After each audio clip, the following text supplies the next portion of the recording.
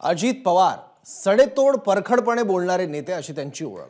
कुणावर टीका करताना ते हातचं काही राखत नाहीत। तर दुसरीकडे संजय राऊत म्हणजे ठाकरेंची मुलूक मैदानी तोफ।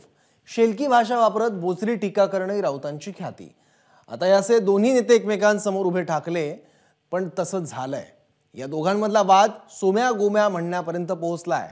पाहूयात। हवा बहुत तेज चल रहा है अजित राव। टोपी उड़ जाएगी, टोपी उड़ जाएगी। सोम्या गोम्यांनी बोललेलं उत्तर मी देत नाही। त्यांचे सोम्या आणि गोम्या दिल्लीत आहेत। सोमे गोमे कोण आहे 2024 ला कळेल। सध्याच्या सरकारमधले हौशे नवशे गौशे हे तोंडाला कुलूप लावून गप्प आहेत। अमोल कोल्हेंची शेतकरी आक्रोश यात्रा संपली, पण त्या यात्रेपासून वादाचा नवा अंक सुरू झाला तो हा असा। आक्रोश यात्रेच्या समारोप सोहळ्यात राऊतांनी अजितदादांना डिवचलं। काय झालं तरी तुम्हाला पाडणार। आमच्या पाडापाडीत पडा की तुम्ही पडाल। हवा बहुत तेज चल रहा है अजित राव। टोपी उड़ जाएगी, टोपी उड़ जाएगी। मग काय, दादांनीही राऊतांना सोम्या गोम्या म्हणत आपल्यावरची टीका झटकली। उद्या सोम्या गोम्यांनी बोललेलं उत्तर मी देत नाही।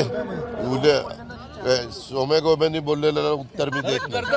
त्यांचे सोम्या आणि गोम्या दिल्लीत आहेत, बरं का। सोमे गोमे कोण आहे 2024 ला कळेल। महाराष्ट्राचे रोजगार पळवला जात असताना, महाराष्ट्राचा पदोपदी अपमान करत असताना सध्याच्या सरकारमधले हौशे नवशे गौशे हे तोंडाला कुलूप लावून गप्प आहेत। त्यांना आमच्यावर किंवा इतर कोणावर बोलण्याचा अधिकारच नाही। सत्ताधारी आणि विरोधकांमध्ये असे खटके बऱ्याचदा उडतात, पण अजितदादा आणि संजय राऊत यांच्यातला वाद हा एकत्र असतानाही अनेकदा पाहायला मिळाला होता। तुम्ही ज्या पक्षाचे स्पोक्समन आहात त्या पक्षाचं सांगा ना, काय सांगायचं। तुम्ही ज्या पक्षाचं ते मुखपत्र आहे त्याबद्दल बोला, पण तुम्ही आम्हाला फोन करून की असं झालं तसं झालं फलानं झालं, आम्ही आमचे स्पष्टपणे भूमिका मांडायला खंबीर आहोत। आमचं वकीलपत्र दुसऱ्यांनी कुणी घेण्याचं काही कारण नाही। जी दादा अपने बयानों से आप पर सवाल खड़े कर आपकी विश्वसनीयता पर सवाल खड़े कर। वो क्या कर सकते हैं, मेरी विश्वास पवार साहब खड़े कर सकते हैं। शरद पवार साहब की बात मैं मानूंगा।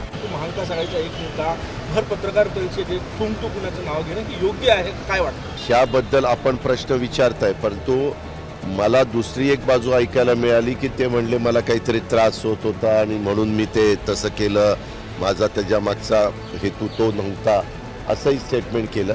परंतु प्रत्येकाने तारतम्य ठेवून वागावं। बरोबर आहे, धरणामध्ये थुंकणं चांगलं,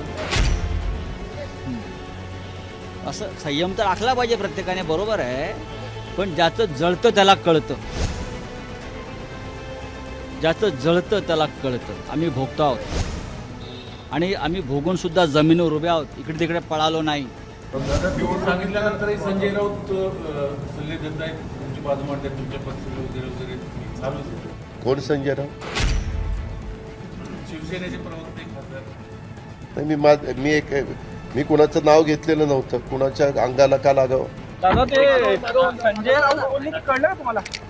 मोठी म्हणतायत, ते काय बोलू इच्छित नाही। No comments. कळलं का तुम्हाला? काय भयानक बोलले ते, म्हणजे काही आमच्या अंगाला भोकं पडत नाही, ते मोठी माणसं आहेत, आम्ही त्यांचा आदर करू। या दोन्ही नेत्यांमध्ये एकत्र असताना एवढे खटके उडत होते, आता तर दोघंही एकमेकांविरोधात आहेत, त्यामुळे एकमेकांवर टीका टिप्पणी होणं स्वाभाविक आहे। ब्युरो रिपोर्ट, एबीपी माझा। एबीपी माझा, उघडा डोळे बघा नीट।